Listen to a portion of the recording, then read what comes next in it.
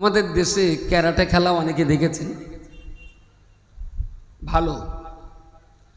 তোরা যেভাবে কসরত করে, একজন আর একজনের সঙ্গে লড়াই করে, তা আমাকে একজন বলছে যে আপনি মাদ্রাসার ছেলে মেয়েদের একটু ক্যারাটে শেখাবেন। তাই আমি দূর, শুধু মারপিট করে মরবে, এমনিতে মারামারি ঠেকাতে পারি না, তাদের ক্যারাটে শিখে মরবো, দুবেলা বিচার করতে হবে। তো আমাকে বলল যে ক্যারাটে সম্পর্কে আপনার কোনো ধারণা নেই, একদম মুখের উপরে বলল। তাই বললাম এটা আপনি ঠিক বলেছেন, ও সম্পর্কে আমার ধারণা নেই। তা বলছে জানবেন, যারা ক্যারাটে জানে, যতক্ষণ পর্যন্ত ওদের জান প্রাণের আশঙ্কা না আসে, ওরা ততক্ষণ কারোর উপর আক্রমণ করে না। ও দু চার গা মারলেও সহ্য করতে হয়। আমাদের মাস্টারদের নির্দেশ যে হাটে ঘাটে ঝগড়া হলে যেখানে সেখানে নাক গলাবে না, আর কারোর গায়ে হাত দেবে না। বলে যতক্ষণ অন্যকে মারবো না এই শপথ না পড়ানো হবে, ততক্ষণ পর্যন্ত ক্যারাটের ব্ল্যাক বেল্ট ওদের একটা সার্টিফিকেট দেবে না। শপথ নিতে হবে যে কারোর মারবো না। তাহলে শিখে লাভ কি? বললো এটা এই জন্যেই শেখা, যখনই কেউ তোমার উপরে এমন আক্রমণ করছে যে তুমি মরে যাবে, তখন তুমি পাল্টা প্রতিরোধ করতে পারো, তাও মার না, প্রতিরোধ, ঠেকাবে। আচ্ছা, রাসূলুল্লাহর সামনে যে তলোয়ার নিয়ে দাঁড়িয়েছিল আর বলল আমার হাত থেকে কে বাঁচাবে, তাহলে এটা তো জান যাওয়ার আশঙ্কা, তাই না? তাহলে প্রতিরোধ করতে হবে। প্রিয় রাসূল সাল্লাল্লাহু আলাইহি ওয়াসাল্লাম প্রতিরোধ করলেন মুখের একটা ভাষা দিয়ে, যে তোমার হাত থেকে আমাকে আমার আল্লাহই বাঁচাবে। ওর তলোয়ারটা পড়ে যাওয়ার পর রাসূলুল্লাহ নিয়ে যখন বললেন আমার হাত থেকে তোমাকে কে বাঁচাবে, ও বলল মুহাম্মদ তুমি বাঁচাবে। আচ্ছা, রাসূল তো আক্রান্ত হয়ে গেলেও তো যেতে পারতেন, যে এত বড় শত্রুকে যখন হাতের মুঠোয় পেয়েছি তাহলে একটা দেশ। এইটাই হলো বীরত্বের বড় প্রমাণ। প্রতিশোধ নেওয়ার অধিকার থাকার পরেও প্রতিশোধ না নেওয়াটাই হলো পৃথিবীর সবচেয়ে পৌরুষত্বের পরিচয়। একটা রাষ্ট্রের সর্বোচ্চ পদে যারা বসে আছে, তাদেরই তৈরি করা ষড়যন্ত্রের শিকার হচ্ছি আমরা। এবং যত দিন যাচ্ছে তত সমস্যা আরো ঘনীভূত হচ্ছে। ঠিক এই জটিল ও কঠিন পরিস্থিতির মধ্য দিয়েও আমরা আমাদের সন্তানদের হাতে বই রেখে দেওয়াটা এবং চর্চা করাটা এখনো চালিয়ে যেতে পারছি। এবং এই যে শিক্ষা ব্যবস্থা, এটা বন্ধ করার জন্য পিছনে এক বিরাট ষড়যন্ত্র কাজ করছে। খানিকটা বলা যেতে পারে কাঁটা তারের উপর দিয়ে দাঁড়িয়ে আমাদের এই প্রতিষ্ঠানগুলো পরিচালনা করতে হয়।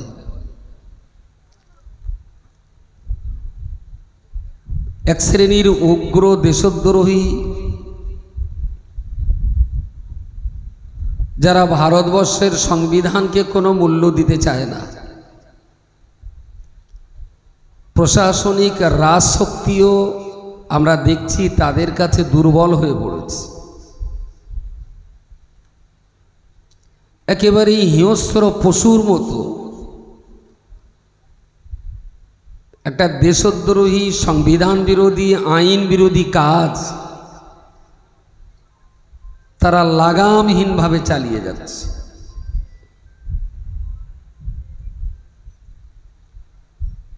এমনই এক সংকটজনক পরিস্থিতির মধ্য দিয়েও আমাদের জীবনের লড়াই, আমাদের বাচ্চাগুলোকে মানুষ করতে হবে। হাল ছেড়ে দিলে হবে না। যদি হাল ছেড়ে দিই, সমাজ আরো কঠিন বিপদের ঝুঁকিতে আসবে। সেই জন্য আপনারা যারা একটু খোলা চোখে সমাজকে নিয়ে ভাবছেন, বা যারা একটু ভাবুক ব্যক্তি, আমি তাদের কাছে খুব সনির্বন্ধ নিবেদন করব, প্রিয় রাসূল সাল্লাল্লাহু আলাইহি ওয়াসাল্লামের ছোট্ট একটা হাদিস শরীফ, ইয়া মুআয লা আখলাকা তাদবীর ওয়ালা ওয়ারাআকাল হায়া ওয়ালা হাসাবাকা হুসনুল খুলক ওয়ালা নাসাবাকা লিল।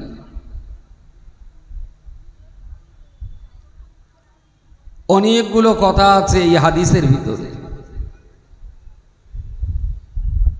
আজকের দিনে যে কথাটা আমার জরুরি, ওয়ালা নাসাবাকা লিল,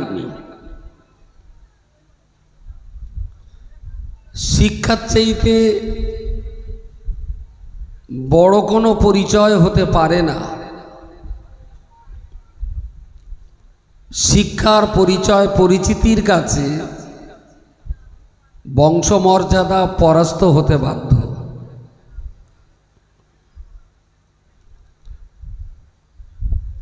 ডাক্তারের ছেলে হওয়াটা আহামরি কোনো মদ্দানি ক্যাবদানির ব্যাপার নয়, কিন্তু ডাক্তার হওয়াটাই মদ্দানির ব্যাপার।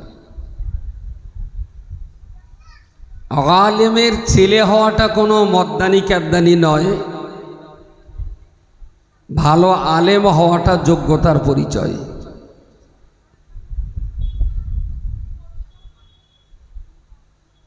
বৈজ্ঞানিকের ছেলে হওয়াটা, মেয়ে হওয়াটা, এর জন্য কোনো যোগ্যতা লাগেনি। নিজে পড়াশুনো করে, জীবন উৎসর্গ করে সায়েন্টিস্ট, বৈজ্ঞানিক তৈরি হওয়াটাই যোগ্যতার, দক্ষতার মানদণ্ড।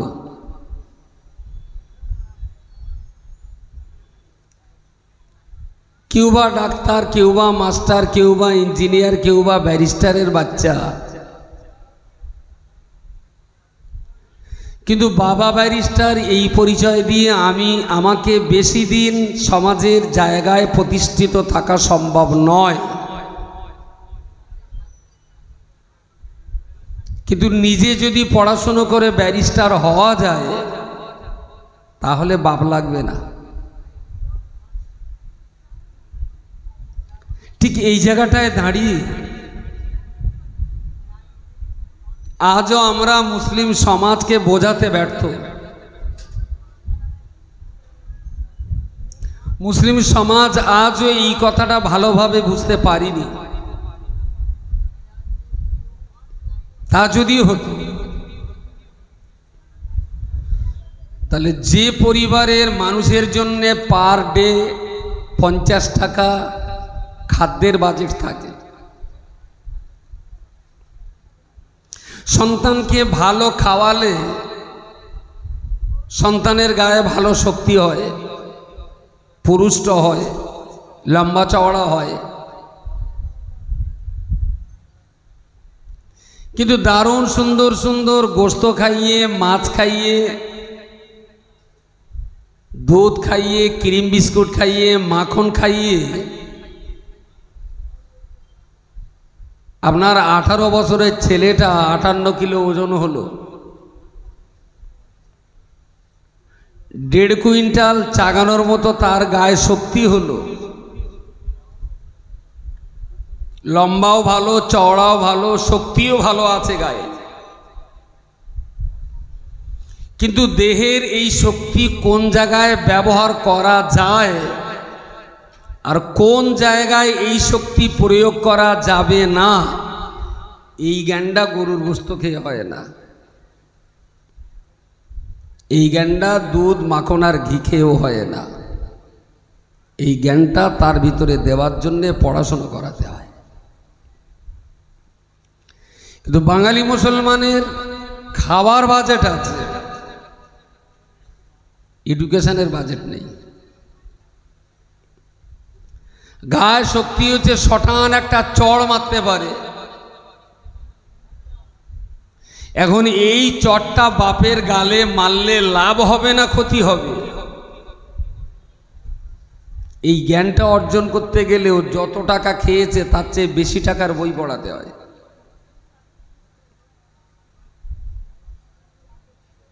কিন্তু এই জাতিকে আমরা আজও 16 আনা বোঝাতে পারলাম না যে সংসারে যদি 100 টাকা খাবার বাজেট থাকে, তাহলে 150 টাকা এডুকেশন বাজেট থাকা উচিত। যে বাড়িতে পার ডে 300 টাকা রোজগার, আমার হিসেব অনুযায়ী সেই বাড়িতে 100 টাকা খাবে আর 200 টাকা শিক্ষা খাতে বাজেট রাখবে সন্তানদের মানুষ করতে আসবে। আমরা ঠিক যে জায়গাটায় এই প্রতিষ্ঠানগুলো পরিচালনা করছি, একই বাড়ির একটা ছেলে মিশনে পড়ে, তার খরচ মাসে 3000। আর যে বাচ্চাটা ফাতেমায় পড়ে তারে মাসে 300 টাকা ধরলি বাপ যা আউমাউ করবে, মনে হবে যে ওরে ওর মাদ্রাসা থেকে কিছু জাকাত দেই, এত আউমাউ করবে। মাঝে মাঝে আবার বাইক হয়তো মোড়ের মাথায় রেখে মাদ্রাসায় ঢুকবে, তা নইলে নতুন বাইক দেখলি যদি জিজ্ঞেস করে বাইক কার, হয়তো আবার মেয়ের 300 টাকার থেকে 600 টাকা হতে পারে। অনেক গার্জেন বাইক রাস্তায় রেখে ভেতরে ঢোকে। তারপরেও আমরা হাল ছাড়িনি, জানতে পারার পরেও আমরা খুব একটা কিছু বলি না, যাক বাচ্চাটা মানুষ হচ্ছে হোক।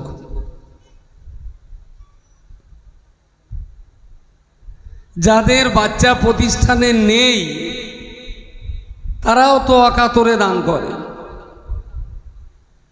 এক্ষুনি বাচ্চা কত? 500 বাচ্চা, ভাবতে পারেন 5টা বাচ্চার একটা সংসারে প্রতিদিন কি অবস্থা হয়, আর 500 বাচ্চার একটা সংসারে কি হতে পারে। কিন্তু এরপরেও যে কথাটা বারবার স্বীকার করতে হয় যে আল্লাহ পাকের রহমত আর করুণা ছাড়া এই প্রতিষ্ঠানগুলো এইভাবে চলতে পারে না। বাকিটা আপনাদের সহযোগিতা।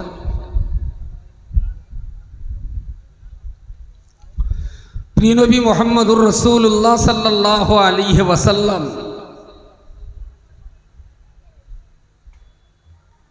এই দিন, এই ধর্ম, এই ইসলাম, এই কোরআন, এই শরীয়তকে মানুষের কাছে পৌঁছে দেওয়ার জন্য তার যা সাধনা, তার যে আরাধনা, তার যে চেষ্টা এবং তার যে কষ্ট মেনে নেওয়ার মানসিকতা, তা আমরা মনে রাখতে পারিনি। এই দিনটাকে জিন্দা রাখার জন্যই তো তাকে দিনের পর দিন না খেয়ে কাটাতে হয়েছে। এই ইসলামটাকে জিন্দা রাখার জন্য পাথরের আঘাত সহ্য করতে হয়েছে। এই কোরআনকে আমাদের কাছে পৌঁছে দেওয়ার জন্যেই তো তাকে মক্কা থেকে মদিনার মাটিতে হিজরত করতে হয়েছে। এই দিনকে জিন্দা রাখার জন্যই তো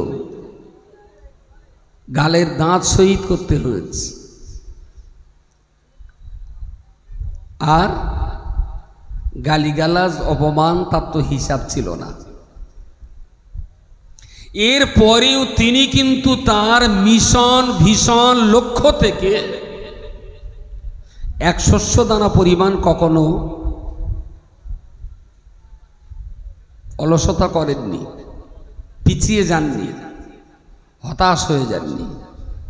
লা তাকনাতু মির রাহমাতিল্লাহ, ইন্নাল্লাহা ইয়াগফিরুয যুনুবা জামিআ। এতটুকু পরিমাণ তিনি ঘাবড়ে যাননি। পৃথিবীতে অনেক সাহসী মানুষের ইতিহাস পড়েছি, নেপোলিয়ান বোনাপার্টের ইতিহাস পড়েছি, চেঙ্গিস খান হিটলারের ইতিহাস পড়েছি, গান্ধীজির ইতিহাস পড়েছি, কার্ল মার্কস, লেনিন, স্ট্যালিনের ইতিহাস পড়তে হয়, মাঝে মাঝে পড়ি, ভালো লাগে। কিন্তু আমার মনে হয় চেঙ্গিস খান থেকে নেপোলিয়ান বোনাপার্ট পর্যন্ত এই বিরাট বিরাট যারা রাজ্য শাসন করতেন, এদের যে সাহস, এদের সব সাহসগুলো যদি এক পাল্লায় দেওয়া হয়, আর রাসূলুল্লাহ একা যে সাহসী ছিলেন সেটা যদি আর এক পাল্লায় দেওয়া হয়, আমার মনে হয়েছে রাসূলুল্লাহর সাহসিকতার পাল্লাটাই ভারী হবে, যাকে বলা যেতে পারে অকুত ভয়। কোনো ভয়, কোনো ডর, কোনো আতঙ্ক, কোনো ত্রাস, কোনো কিছুকেই রাসূলুল্লাহর মিশন আর ভীষণ সফল করতে তাকে পিছনে টেনে ধরতে পারিনি। আমরা তো অত পাকা ঈমানদার না, আমাদের তো ঈমান রাসূলের ঈমানের মতো না। এর জন্য হয়তো আমরা মাঝে মাঝে ঘাবড়ে যাই। দুটো তিনটে কথা একটু ভাবুন তো, যা সেই নিজেদের জীবনের সঙ্গে। প্রিয় রাসূল সাল্লাল্লাহু আলাইহি ওয়াসাল্লাম কোনো একদিন ফাঁকা জায়গায় একা একাই শুয়ে আছেন, কেউ নেই, একদম একা। এখন একজন শত্রু ভেবে রাসূলুল্লাহকে হত্যা করতে গেছে। নবীর কাছে কোনো অস্ত্র নেই, একদম খালি হাতে, তাতে আবার ঘুমিয়ে আছেন। এখন এই একজন শত্রু তলোয়ার নিয়ে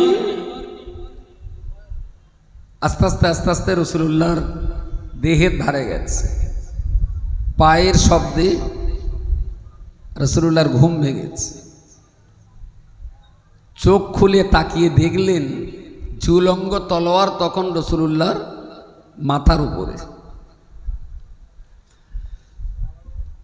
বলছে, মুহাম্মদ, তুমি তো ইসলাম প্রচার করছো খুব সাহসিকতার সঙ্গে, খুব বীরত্বের সঙ্গে কলমার কথা বলো, শান্তির ধর্ম ইসলামের কথা বলো। আজকে বলো এই তলোয়ার থেকে তোমাকে বাঁচাবে কে? প্রিয় রাসূল ওই তলোয়ারের দিকে তাকিয়ে এক ফিনকি হেসে দিয়ে বললেন, তোমার এই তলোয়ার থেকে আমাকে যদি বাঁচান তো একমাত্র আল্লাহই বাঁচাবেন। বলুন সুবহানাল্লাহ। আর আমাদের এখানে এক্ষুনি যে সমাজ চলছে, যদি কারোর এরকম ধরে জিজ্ঞেস করে কেডা বাঁচাবে, তাহলে মোদি বাবাজি বাঁচাবে, ওই ছাড়া আর আমাদের বাঁচাবার কোনো, জানে যেরকম তলোয়ার আর কেডা ধরবে, ওর ভক্ত মুরিদ যারা আছে তারাই ধরবে, তাছাড়া দেশের ভালো মানুষ তো কেউ এই কাজ করবে না। প্রিয় রাসূল সাল্লাল্লাহু আলাইহি সাল্লামের মুখের হাসি আর খুব সাবলীল কণ্ঠের এই জবাব শুনে কি হলো জানি না, ওর হাত থেকে তলোয়ারটা পড়ে গেছে। প্রিয় রাসূল এবার উঠে তলোয়ারটা নিজের হাতে ধরে ওর জামার কলারটা ধরেছে। বল, আমার হাত থেকে তোর কে বাঁচাবে? বলে, মুহাম্মদ, আমার হাত থেকে বাঁচানোর মালিক একমাত্র তুমি, তুমি ছাড়া আমার বাঁচানোর আর কোনো মালিক নেই। যার ভিতরে যা থাকে কাজ করলে তাই পড়বে। রাসূল পাক সাল্লাল্লাহু আলাইহি ওয়াসাল্লাম খুব হাস্যোজ্জ্বল চেহারা নিয়ে তলোয়ারটা তার হাতে তুলে দিয়ে বললেন, তোমার তলোয়ার তুমি ধরো, তোমার মারার মালিকও আমি না, তোমার বাঁচাবার মালিকও আমি না, বাঁচার মারার মালিক হলেন আল্লাহ। জোরে বলুন সুবহানাল্লাহ। প্রতিশোধ নেননি। আপনি বলুন এটা কত বড় বীরত্বের কাজ, কত বড় পালোয়ানের কাজ। একটা কথা বলি প্রসঙ্গত, আমাদের দেশে ক্যারাটে খেলা অনেকে দেখেছেন, ভালো। তোরা যেভাবে কসরত করে, একজন আর একজনের সঙ্গে লড়াই করে, তা আমাকে একজন বলছে যে আপনি মাদ্রাসার ছেলে মেয়েদের একটু ক্যারাটে শেখাবেন। তাই বলে দূর, শুধু মারপিট করে মরবে, এমনিতে মারামারি ঠেকাতে পারি না, তাদের ক্যারাটে শিখে মরবো, দুবেলা বিচার করতে হবে। তো আমাকে বলল যে ক্যারাটে সম্পর্কে আপনার কোনো ধারণা নেই, একদম মুখের উপরে বলল। তাই বললাম এটা আপনি ঠিক বলেছেন, ও সম্পর্কে আমার ধারণা নেই। তা বলছে জানবেন, যারা ক্যারাটে জানে, যতক্ষণ পর্যন্ত ওদের জান প্রাণের আশঙ্কা না আসে, ওরা ততক্ষণ কারোর উপর আক্রমণ করে না। ও দু চার গা মারলেও সহ্য করতে হয়। আমাদের মাস্টারদের নির্দেশ যে হাটে ঘাটে ঝগড়া হলে যেখানে সেখানে নাক গলাবে না, আর কারোর গায়ে হাত দেবে না। বলে যতক্ষণ অন্যকে মারবো না এই শপথ না পড়ানো হবে, ততক্ষণ পর্যন্ত ক্যারাটের ব্ল্যাক বেল্ট ওদের একটা সার্টিফিকেট দেবে না। শপথ নিতে হবে যে কারোর মারবো না। তাহলে শিখে লাভ কি? বললো এটা এই জন্যই শেখা, যখনই কেউ তোমার উপরে এমন আক্রমণ করছে যে তুমি মরে যাবে, তখন তুমি পাল্টা প্রতিরোধ করতে পারো, তাও মার না, প্রতিরোধ, ঠেকাবে। আচ্ছা, রাসূলুল্লাহর সামনে যে তলোয়ার নিয়ে দাঁড়িয়েছিল আর বলল আমার হাত থেকে কে বাঁচাবে, তাহলে এটা তো জান যাওয়ার আশঙ্কা, তাই না? তাহলে প্রতিরোধ করতে হবে। প্রিয় রাসূল সাল্লাল্লাহু আলাইহি ওয়াসাল্লাম প্রতিরোধ করলেন মুখের একটা ভাষা দিয়ে, যে তোমার হাত থেকে আমাকে আমার আল্লাহই বাঁচাবে। ওর তলোয়ারটা পড়ে যাওয়ার পর রাসূলুল্লাহ নিয়ে যখন বললেন আমার হাত থেকে তোমাকে কে বাঁচাবে, ও বলল মুহাম্মদ তুমি বাঁচাবে। আচ্ছা, রাসূল তো আক্রান্ত হয়ে গেলেও তো যেতে পারতেন, যে এত বড় শত্রুকে যখন হাতের মুঠোয় পেয়েছি তাহলে একটা দেশ। এইটাই হলো বীরত্বের বড় প্রমাণ। প্রতিশোধ নেওয়ার অধিকার থাকার পরেও প্রতিশোধ না নেওয়াটাই হলো পৃথিবীর সবচেয়ে পৌরুষত্বের পরিচয়। ও একটা চড় মারলো, আমি একটা চড় মারলুম, এটা পৌরুষত্ব না, এটা কাপুরুষতা। নাম্বার 2, হ্যাঁ, পরবর্তীকালে ওই লোকটা আবার রাসূলুল্লাহর এই আচার ব্যবহারে সন্তুষ্ট হয়ে নিজের জন্মগত ধর্ম ত্যাগ করে ইসলাম ধর্ম গ্রহণ করেছিলেন। বলুন সুবহানাল্লাহ। ইসলাম এইভাবেই পৃথিবীতে বেড়েছে। রোকানা, যে রোকানা ডান দিকে কাত হয়ে শুলে 10টা লোকে তারা চিৎ করতে পারত না, এতটাই শক্তি নিয়ে প্রিয় রাসূল সাল্লাল্লাহু আলাইহি ওয়াসাল্লামের সঙ্গে চ্যালেঞ্জ করলেন, মুহাম্মদ তুমি যে দিন ধর্ম ইসলাম কোরআনের কথা বলছো, আমি তোমার এই কথাগুলো মেনে নেব, তবে যুদ্ধে আমার সঙ্গে কুস্তি করে যদি হারিয়ে দিতে পারো। রাসূলুল্লাহ বললেন, হারানো আর জেতানোর মালিক তো আমি না, তবে আল্লাহর উপরে আমি ভরসা করছি, তুমি আমার চ্যালেঞ্জ নিতে পারো। তো বললেন তৈরি হও। এখন যারা কুস্তি করে ওরা বাকায়দা জামা কাপড় খুলে ছোট একটা শর্ট প্যান্ট পরে কুস্তি করে, যাকে শত্রুপক্ষ জামা কাপড় ধরে জব্দ করতে না পারে। তো রোকানা নিজের মোটামুটি লড়াই করবার মতন প্রস্তুতি নিয়েছে। বললেন মোহাম্মদ জামা কাপড় খোলো। তাহলে তোমার সঙ্গে লড়তে হবে, জামা কাপড় খুলতে হবে, আমারই জামা পরি হবে। তো লাগলেন, কুস্তি হলো দুইজনের, রোকানার সঙ্গে রাসূলুল্লাহর। ও রাসূলুল্লাহর গায়ে হাত দিয়েছে, রাসূলুল্লাহর গায়ে হাত দিয়েছে। একটা ধাক্কা দিলেন, চিত হয়ে পড়ল। রাসূলুল্লাহ রোকানার বুকের উপরে চড়ে বসলেন। বললেন কে হেরেছে আর কে জিতেছে? বলল মোহাম্মদ, এ তো জীবনে প্রচুর লড়াই করি কিন্তু এরকম হারে কখনো হারিনি। শোনো, আমার না একটু প্রস্তুতির অভাব ছিল, ছেড়ে দাও আর একবার, ট্রাই এগেন। বললো ঠিক আছে। একেবারেই সমাজের প্রখ্যাত বিখ্যাত নামি দামি কুস্তিগির, যে ডান দিকে কাত হয়ে শুলে 10টা পুরুষ মানুষ তাকে চিৎ করতে পারত না। রাসূলুল্লাহ তো মারপিট করা লোক না, জীবনে কারো গালে একটা চড় মেরেছেন তার প্রমাণ নেই। জীবনে কারো সঙ্গে রাসূলুল্লাহ মারপিট করেছেন তার প্রমাণ নেই। সেকেন্ড চান্স, রোকানা আবার হেরে গেল। বললো ওই দুবার যা হয়ে গেছে বাদ দাও, এইবারে যে জিতবে সেইটা। বললো তাই হোক। থার্ড চান্স, রোকানা আবার হেরে গেল। বললো কলমা পড়ে নাও, তুমি তো প্রতিশ্রুতি দিয়েছিলে, কলমাটা পড়ো। তা বলছে না, যদি তোমার কোনোদিন হারাতে পারি সেই দিন পড়ব। রোকানা কলমা পড়িনি। নাম্বার 3,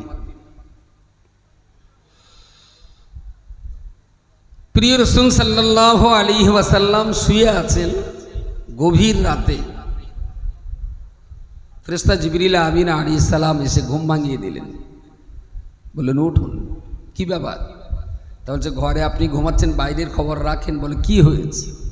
বলে বাইরে 6000 সৈন্য ঢাল তলোয়ার নিয়ে তারা অপেক্ষা করছে, ঘুম ভেঙে সকালে উঠলেই ওরা আপনাকে হত্যা করবে।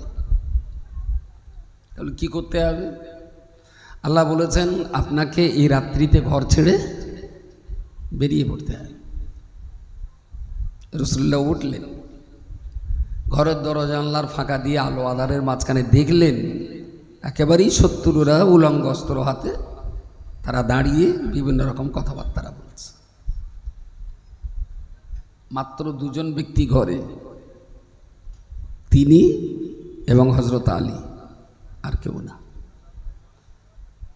বললেন জিবরিল তারপর কি হবে? বললেন এখান থেকে বেরিয়ে আপনাকে মদিনায় চলে যেতে হবে, মক্কায় আর থাকা যাবে না। তাহলে মানুষের তো একটা ব্যাগেজ ল্যাগেজ সফরের জন্য তো একটু ম্যানেজমেন্ট আয়োজনের প্রয়োজন তো হয়, কিচ্ছু করা নেই। এতগুলো মানুষ এখানে ঘরের বাইরে দাঁড়িয়ে আল্লাহ বললেন বেরিয়ে যেতে হবে আপনাকে।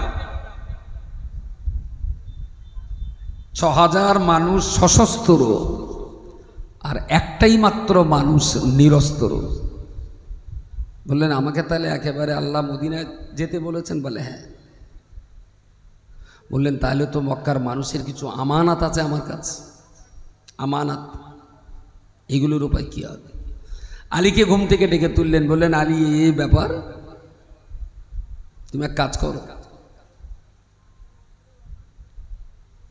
কাপড়ের একটা পুটুলি দেয়ালের উপর থেকে পেড়ে আলীকে বললেন শোনো, আমার প্রতিবেশী অমুক বাড়ির অমুক মহিলা, তিনি এই কাপড়ে কিছু একটা মূল্যবান পদার্থ আমার কাছে রেখে গিয়েছিলেন আমানত স্বরূপ, আমি চলে যাচ্ছি, এটা সকাল হলে তাকে দিয়ে দিও। যারাই মারতে এসেছে তাদের বাড়ির ধনসম্পদ আমানত রাসূলুল্লাহর কাছে রাখা। অনেকগুলো এইরকম পুটুলি বার করলেন একটার পর একটা, বললেন এই পুটুলিগুলোর ভিতরে সোনা আছে না রূপা আছে, টাকা আছে না পাথর আছে, আমানতের মাল হিসাবে আমি মুহাম্মদ কোনোদিন খুলেও দেখিনি। ওরা ওদের স্বামীকে বিশ্বাস করে না, ওরা ওদের স্ত্রীকে বিশ্বাস করেনি। আমি মুহাম্মদ ইবনে আব্দুল্লাহ, ওরা আমাকে বিশ্বাস করে আমার কাছে রেখে গেছে। চোর ডাকাত গুন্ডা স্বামী স্ত্রী ছেলে মেয়ে কেউ না কেউ বের করে নিয়ে যাবে, মালটা যাতে নষ্ট না হয় তার জন্য আমার কাছে রেখে গেছে। আলী, এইগুলো সঠিক ব্যক্তিদেরকে তুমি পৌঁছে দেবে। অনেকগুলো পুটুলি একটা একটা করে বুঝিয়ে দিলেন, এটা অমুকের, এটা অমুকের, এটা অমুকের। একবার ভাবতে পাচ্ছেন যে মক্কার মানুষেরা রাসূলুল্লাহকে হত্যা করার জন্য বাড়ির চারিপাশে পাহারায় নিযুক্ত, সেই মক্কার মানুষদের আমানতের মাল রাসূলুল্লাহর কাছে আলীকে একটা একটা করে বুঝিয়ে দিলেন, যারা আমাকে বিশ্বাস করেছে আমি ওদের বিশ্বাসের সাথে বিশ্বাসঘাতকতা করতে পারি না। ওরা আমাকে মারলেও ওদের আমানতের মাল গচ্ছিত সম্পদ ওদের কাছে ফিরিয়ে দেওয়াটা আমার জিম্মাদারি। জোরে সোরে বলুন সুবহানাল্লাহ। বেরিয়ে এলেন ঘর থেকে। আবু বকর সিদ্দিককে সঙ্গে করে নিয়ে রাতের অন্ধকারে গারে সুর, তার মানে এখনকার দিনে ধাপ কেটে দেওয়া আছে, কিছু সমতল করা আছে পাহাড়ের উপরে, তাই উঠতে গেলে 3-3.5 ঘন্টা সময় লাগে। এখনকার দিনে 1400 বছর আগে কি ছিল তাহলে বলেন বলেন? এই নিমদারিয়া গ্রাম, এই গ্রামের ইতিহাস আমার মনে হয় 500 বছর পার হবে না। এসব ছিল সুন্দরবনের জঙ্গলের ভিতরে। নিমনেড়িয়ার 100 বছরের বুড়ো মানুষ, 70-80 বছরের বুড়ো মানুষ যদি থাকে তারাও বলতে পারবে না। তাহলে আজকের এই সাজানো গোছানো সুন্দর একটা নিমদারিয়া গ্রাম, 300-400 বছর এখানে সুন্দরবনের বাঘের উৎপাত ছিল। এসব সুন্দরবনের ভিতরে জঙ্গল ছিল। তাহলে আজকের দিনে যে পাহাড়টা চড়তে 3 ঘন্টা সময় লাগে, 1400 বছর আগে সেই পাহাড়টা কি আসা যাওয়া করাটা খুব সহজ ছিল বলে মনে হয়? আল্লাহর দেওয়া নির্দেশ অনুযায়ী আবু বকর সিদ্দিককে নিয়ে রাসূলুল্লাহ সেখানে চলে গেলেন, পাহাড়ের উপরে উঠলেন। নির্ধারিত একটা গর্ত, গর্তটা খানিকটা উপর থেকে নিচে এই ধরনের, একজন মানুষ হেঁটে যাওয়া যাবে, উপর থেকে এরকম তির্যকভাবে নিচে নেমে গেছে। সেই রাত্রে বেলাতে এই 2টা মানুষ সেই গর্তের ভিতরে গেলেন। একবার ভাবুন, সকাল হলো, শত্রুপক্ষ চারিদিকে খুঁজলো রসুলকে, কোথাও পাওয়া গেল না। গোটা মক্কা শরীফটাই তো শহরে ঢাকা, আপনার পাহাড়ে ঢাকা, শুধু পাহাড় আর পাহাড়। ওরা সেই সমস্ত পাহাড়ের চূড়ায় খুঁজতে খুঁজতে খুঁজতে খুঁজতে একটা টাইমে যে পাহাড়ের গুহায় রাসূলুল্লাহ দাঁড়িয়ে, রাসূলুল্লাহ আর আবু বকর সিদ্দিক রয়েছেন, ওরা সেই পাহাড়ের গুহায়। বেলা তখন ওঠার টাইম, আর এইভাবে গুহাটা চলে গেছে। এদিক থেকে সূর্যের কিরণ এই তির্যকভাবে একেবারেই গুহার ভেতরে যাচ্ছে। বাইরে এরা চলাফেরা করছেন, ভিতর থেকে 2 জন বুঝতে পারছেন যে শত্রুরা এখন একেবারেই আমাদের দোরগোড়ায়। হযরত আবু বকর সিদ্দিক জড়সড় হয়ে ঠকঠক করে কাঁপতে কাঁপতে বললেন, ইয়া রাসূলুল্লাহ, ওরা তো আমাদের একেবারেই কাছাকাছি, এর ভিতরে ঢুকলেই তো আমরা 2 জন ধরা পড়ে যাব। ওরা সব সশস্ত্র, আমাদের 2 জনের হাতে কিচ্ছু নেই, হুজুর উপায় কি? প্রিয় নবী মুহাম্মদুর রাসূলুল্লাহ সাল্লাল্লাহু আলাইহি ওয়াসাল্লাম এত কঠিন যুগের মাঝখানে আবু বকর সিদ্দিক রাদিয়াল্লাহু আনহুকে লক্ষ্য করে বললেন, ও বাবা আবু বকর, বলো বলো, এই কঠিন পরিস্থিতির মাঝখানে বাইরে শত্রুপক্ষ সশস্ত্র অবস্থায় আমাদের তন্ন তন্ন করে তারা খুঁজছে, তাদের পায়ের শব্দ শুনতে পাচ্ছি, ওদের গলার আওয়াজ শুনতে পাচ্ছি, ওদের চলাফেরা করা ছায়া গর্তের ভিতর থেকে তুমি আমি দুইজনেই বুঝতে পাচ্ছি। ও বাবা আবু বকর, বলো বলো, এই কঠিন মুহূর্তে তোমাকে বলতে হবে, এই গর্তের ভিতরে আমরা এখানে কতজন আছি? আবু বকর সিদ্দিক বললেন, ইয়া রাসূলুল্লাহ, এই গর্তের ভিতরে আপনি আর আমি, আমরা দুইজন রয়েছি। নবী আমার বললেন, বাবা আবু বকর, না না না না, মনে হয় একটু ভুল চিন্তা হচ্ছে তোমার, একটু সংশোধন করে নাও। লা তাহজান ইন্নাল্লাহা মাআনা। এই কঠিন পরিস্থিতি আবু বকর, গর্তের ভিতরে কেবল তুমি আর আমি নই, বরং তুমি আর আমি, আমাদের দুইজনের সঙ্গে মহান স্রষ্টা আল্লাহ পাক রব্বুল আলামিন, আমাদের দুইজনের মাঝখানে তৃতীয় ব্যক্তি স্বয়ং আল্লাহ, তিনিও আমাদের সঙ্গে রয়েছেন। আমি শুধু সাহসটা ওজন করতে বলছি, রাসূলুল্লাহর হিম্মতটা ওজন করতে বলছি। আমাদের যদি ওরম হয় তখন আগে মনে হবে একটুখানি থানার ওসির ফোন নম্বরটা দিয়ে দিন, শাহানুরবার ফোন নম্বরটা দিয়ে দিন, গুন্ডারা এসলে তো মেরিয়ে ফেলে দেবেনি, আল্লাহর নাম মনে পড়বে না, আগে ওসির নাম্বার মরবে। আমি বলছি হিম্মতটা, সাহস এবং অকুত ভয়, ওরা সশস্ত্র আমরা নিরস্ত্র, এরপরেও বললেন আবু বকর চিন্তার কোনো কারণ নেই, তুমি আর আমি, আমাদের দুইজনের সঙ্গে আল্লাহ রয়েছেন, ঘাবড়ানোর জায়গা নেই। আজকের দিনের ভাবুক ব্যক্তিদের মগজের শিরার রক্ত জাম হয়ে যাবে যদি এইগুলো নিয়ে ভাবতে যায়, কতটা সাহসী না হলে এই রকম সময় এই কথা বলা যায়। ওদের একটা টিম ভিতরে ঢুকলো, ঢুকে দেখলো মাকড়সার জাল। আর মাকড়সা কখন কোথায় জাল বাঁধে, ওর তো আর ঘরের ইঞ্জিনিয়ারের প্ল্যান এস্টিমেট লাগে না, যেখানে সেখানে ঘর বাঁধে। তো রাসূলুল্লাহ রাত্রেবেলা যে গুহায় ঢুকেছেন, ওরা আবার সেই গুহার মুখে জাল বেঁধেছে।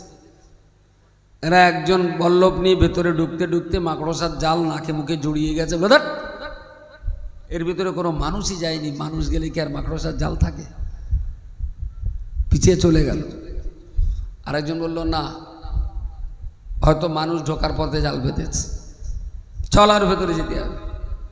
ও আরো দু কদম আগিয়ে দেখলো ওই গুহার এক পাশের একটা ছোট্ট গর্তে কবুতর দুটো ডিম আছে, পায়রাটা উড়ে গেল। বললো তাইলে আর যাওয়া লাগবে না, কারণ এর ভিতরে যদি মানুষ যুক্ত তাহলে কবুতর কখনো এখানে ডিম তা দিত না।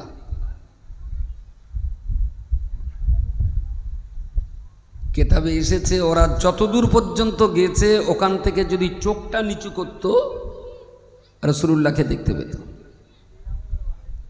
মাথাটা এপাশ ওপাশ না করে যদি একবার নিচের দিকে তাকাতো ওরা রাসূলুল্লাহকে দেখতে পেত। আল্লাহর বান্দা বলতে চাইছি, আপনাকে রাসূলুল্লাহর মতন সাহসী হতে হবে, তলোয়ার হাতে ফেলেই মারলে হবে না, কেউ আপনাকে মারতে আগিয়ে আসতে পারে।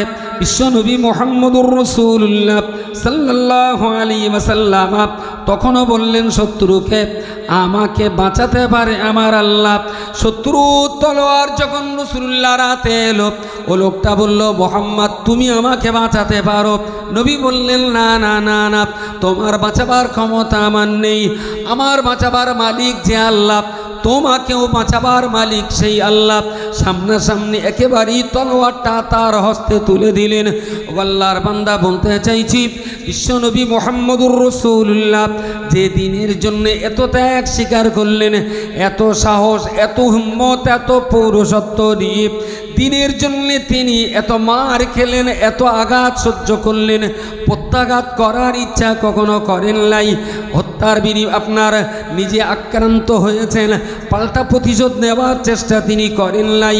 তারই সুন্দর মধুর ব্যবহারের কারণে অল্প দিনের ভিতরে আশপাশের মানুষেরাও, দূর দূরান্তের মানুষেরাও বিশ্বনবীর হাতে হাত দিয়ে ঈমানের কলমা পড়েছিলেন। আল্লাহর বান্দা মনে রাখুন, আমি আপনাকে বলতে চাইছি, নবী মুহাম্মদুর রাসূলুল্লাহকে আল্লাহ এত পরিমাণ সাহস দিয়েছিলেন, এত হিম্মত আল্লাহ তাকে দান করেছিলেন, কোনো দিনের জন্য তিনি তার শক্তি কখনো অপচয় করেন নাই। অত্যন্ত ঠান্ডা মাথায় মার খেয়েছেন কিন্তু প্রত্যাঘাত করেননি। আমি এই কথাটাই জন্যে বলতে চাইছি, আসলে আমাদের নবী মুহাম্মদুর রাসূলুল্লাহ সাল্লাল্লাহু আলাইহি ওয়াসাল্লাম তার সততা, তার নিষ্ঠা, তার আদর্শে অনুপ্রাণিত হওয়ার মধ্য দিয়েই গোটা দুনিয়াতে ইসলাম ছড়িয়ে পড়বে। তা যদি না হবে, আল্লাহ পাক তো নবীকে পাল্টাঘাত করবার কথা বলেই দিতেন। গায়ে যা শক্তি ছিল, ভিতরে যা সাহস ছিল, কেউ বললেই যদি তিনি পাল্টা আঘাত করতেন এইভাবেই, তাহলে কিন্তু ইসলাম নিমদাড়িয়া পর্যন্ত আসতো না। ইসলাম অনেক আগেই বন্ধ হয়ে যেত।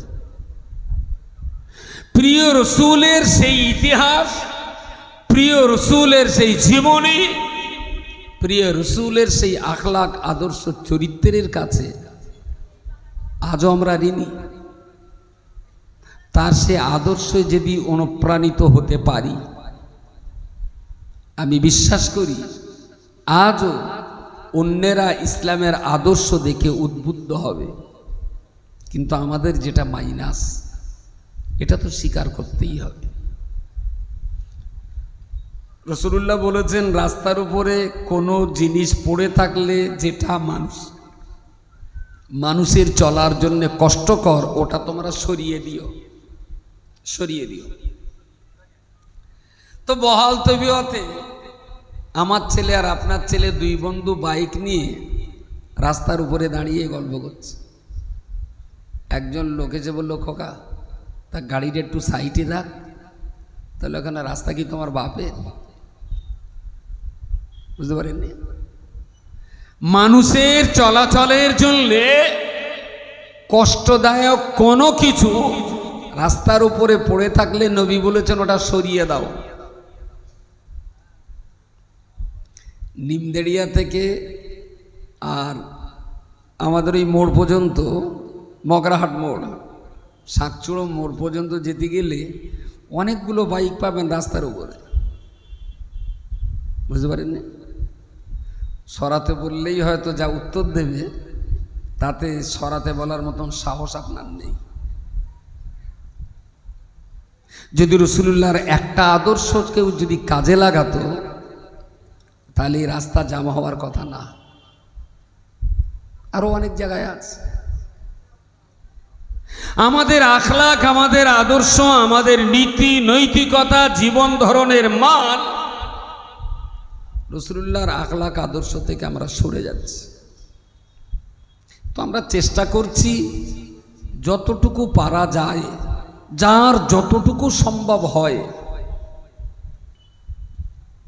বাচ্চাদেরকে লেখাপড়া শিখিয়ে, কি ছেলে কি মেয়ে, রাসূলুল্লাহর এই আখলাক আদর্শগুলো তাদের ভিতরে দিয়ে যদি ইসলামের এক পুনর্জাগরণ ঘটানো যায়, তার জন্যই আমাদের এই চেষ্টা, আমাদের এই প্রয়াস। দেখুন, আমাদের Karl Marx, Lenin, Stalin,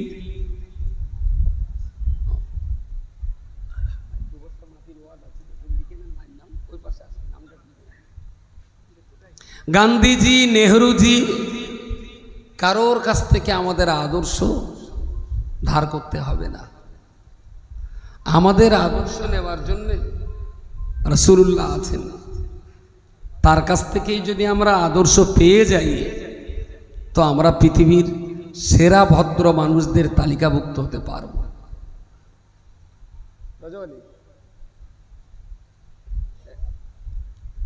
hello, বলেন।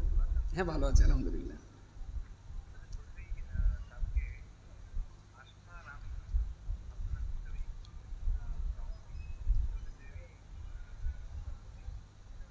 আচ্ছা, জি জি, আমি একটুখানি মাইকে আছি, হ্যাঁ নেমে আপনাকে কল দিচ্ছি, ঠিক আছে। তো আমাদের চেষ্টা যে রাসূলুল্লাহর আখলাক, আদর্শ, চরিত্রগুলো যদি একটা মেয়েকে তৈরি করতে পারি, তাহলে একটা মেয়ের দ্বারায় সেই মহল্লার বাকি মেয়েগুলোও শিখবে, আর মেয়েদের দ্বারাতে পুরুষ মানুষ, ছেলেপিলেগুলো অন্তত ভালো আদর্শের আখলাকের তৈরি হবে। তাহলে এত কষ্ট করতে যাব কেন আমরা? তো অল ইন্ডিয়া সুন্নাতুল জামাত এই প্রতিষ্ঠানগুলো যেভাবে পরিচালনা করছেন, আর স্থানীয়ভাবে যারা এর ম্যানেজমেন্টের দায়িত্বে আছেন, খাদিজা ফাতেমা একই চরিত্রে একই লাইনে দুইটা মাদ্রাসা পরিচালিত হচ্ছে। এখানে 500, ওখানে কতটা আছে? খাদিজা এখন কত আছে? 750। তাহলে 7 5 12, 1250, 1300 মেয়ের। সেদিন আমাদের হাসান ভাই জিজ্ঞেস করছে আরিজুল ভাইকে যে এক সাজ গোস্ত দিতি কত টাকা? তা বলছে 45,000। এক সাজ, একটা বাচ্চা 2 কোটি 3 কোটি গোস্ত পাবে। ক হাজার বলেছি? ক হাজার? 45,000 এক সাজ গোস্ত দিতে। তো মাদ্রাসা, তারপরেও তো একেবারে গোস্ত না দিয়ে থাকা যায় না, খুব কমও যদি হয় সপ্তাহে একদিন অন্তত দিতেই হবে, মিনিমাম প্রোটিনের জন্যে। সপ্তাহে, বাহ, সপ্তাহে একদিন গোশ, 2 দিন ডিম, তার মানে মাসে 4 দিন শুধু 2 লাখ টাকা যায় ওই 3 পিস করে গোস্ত খাতি। তো একটা বাচ্চার যদি 1 সপ্তাহ পরে 2-3 পিস গোস্ত পায়, ওতে আর কুকুরির ভাগ থাকবে বলে মনে হয়? একটা হাড় ফেলার আগে অন্তত 7 বার চষবে, তারপর ফেলবে। তাতে কুকুর যদি ওই হাড়ে মুখ দেয়, সেও অবাক হয়ে যাবে যে কোন লোক দিয়ে যে খেয়েছে তার কিচ্ছু রাখেনি। বাচ্চাগুলো কুকুরের বদদোয়ায় পড়ে যায় কিনা সেটাও ভয় হয়। তো আপনারা যারা আছেন দেশবাসী, কে 100 দেয় আর কে 1 লাখ দেয় সেটা বড় কথা নয়, তার চাইতে বড় কথা হলো মানুষ দেয়। অকাতরে মানুষ দান করেন বলেই গার্জেনদের দেওয়া কারো 500, কারো 600, কারো 1000, কারো 1200। কিন্তু এখনকার দিনে একটা বাচ্চার 1 মাস মাদ্রাসায় রাখতে গেলে মিনিমাম 32 থেকে 3300 টাকা খরচা আছে 1 মাস। সুতরাং গার্জেন যারা 500, 700, 1000, 1200 দেন, আমি আপনাদেরকে বলছি, মসজিদ মাদ্রাসায় দান করলে যেমন সওয়াব হয়, আপনার মেয়েটাকে পড়াবার জন্যে মাদ্রাসার যে খরচটা আপনি বেয়ার করছেন প্রতি মাসে মাসে, এতেও আপনার সওয়াব হবে। এই টাকাগুলো একদম বেকার না। 1000 টাকার জায়গায় যদি 1200 টাকা দেন, আপনার টাকাটা বেকার গেল না, এটাও সাদগা করবার মতন সমান সওয়াব। ছাত্রী গার্জেন, আপনি বাপ হিসাবে আল্লাহ আপনার আমল নামায় লিখে দেবেন। বলুন সুবহানাল্লাহ। এ পথে খরচ করলেও সেটাও আপনার সাদগার সওয়াব। বাকি যাদের বাচ্চা এখানে পড়ে না, তারাও তো অকাতরে দান করে। না দান করলে শুধু গার্জেনদের পয়সায় আমরা কখনো এই বিরাট প্রতিষ্ঠান চালাতে পারতাম না। বিবি আসিয়া বালিকা মাদ্রাসা নামে একটা নতুন প্রতিষ্ঠান আমরা দাঁড় করাতে পেরেছি। ওটা শুধু 11 এবং 12 2 বছরের জন্য, বাচ্চাদের জন্যেও না, আবার ওর উপরেও না। তার মানে হাই স্কুল থেকে মাধ্যমিক পাস করে ওই মাদ্রাসায় আসবে, 11 আর 12 2 বছর আমরা পড়াবো। একটা ক্যারিয়ার কাউন্সিলিংয়ের মধ্য দিয়ে ঠিক করে নেব কোন মেয়েটা কোন লাইনের যোগ্য। আমরা ওখান থেকে তাকে সেই স্কুলে সেই কলেজে ভর্তি করে দেব, যাতে আমাদের মেয়েগুলো সমাজে প্রতিষ্ঠিত হতে পারে। তার জন্যে 8,000 টাকা ভর্তি ফি, 3,500 টাকা মাসিক খরচ। আমি ওই মাদ্রাসাটা কোনো দানের পয়সায় চালাবো না, পরিষ্কার কথা। ওটাকে গার্জেনদের পয়সায় চালিয়ে নেব। গার্জেনরা যে পয়সা দেবে সেই পয়সায় মোটামুটি আমার মাদ্রাসার সারা বছরের রানিং খরচা বেরিয়ে আসবে। ওর জন্য আমি আলাদা পয়সা করে কিছু মানুষের কাছ থেকে নেব, সেটা 2 তলা 3 তলা বিল্ডিংটা করার জন্যে। বাকি সারা বছর রানিং খরচার জন্যে আমার কোনো চাঁদা তুলতে হবে না। এবং এবছর সেটা আমরা শুরু করেছি 24টা বাচ্চা নিয়ে, শুধুমাত্র মাধ্যমিক পাশ করা মেয়েদের নিয়ে।